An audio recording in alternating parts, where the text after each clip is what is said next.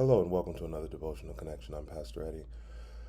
I want to talk to you a little bit about something I shared with my students, and it comes from 2nd Chronicles chapter 20. It is the story of the attack on Judea by the Ammonites, the Moabites, and the Meunites.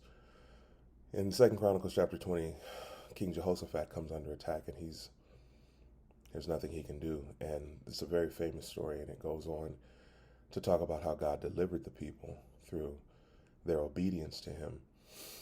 And it's amazing the prayer of Jehoshaphat and how God responded. But it's the end of the story that amazes me because I learned something in reading it again. Your obedience to God not only saves the lives of you and your family, you and your people, you and your household, but all the other people that are involved as well. The Bible says that when the people in the surrounding kingdoms heard about how God delivered Israel from their enemies, the fear of the Lord came upon them. And there was peace on all sides of Judea. And that's an amazing story because Jehoshaphat and the people of God were the ones that were being obedient. But you all know what happens when the enemies of God go against him. They lose every time. You can just pick a story in the Bible, pick anyone throughout history, and you see God delivering his people over and over and over and over again.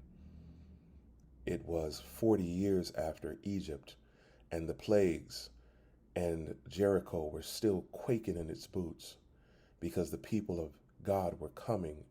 Yahweh and his people were coming, and they didn't know what to do. They were afraid. 40 years because of what God had done and how badly he decimated Egypt.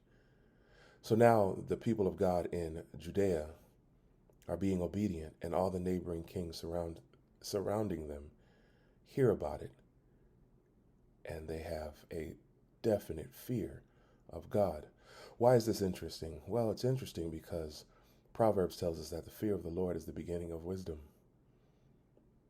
How could Jehoshaphat and the people know that showing obedience to God would teach other people how to begin to walk the path of wisdom and possibly even come and join God and his family?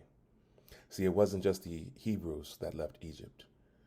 Some of the Egyptians left too. They saw the might of the one true king. They saw the might of the one true God, and they decided to join. Don't forget, in Jericho, Rahab saw the might of God, and she joined the family as well.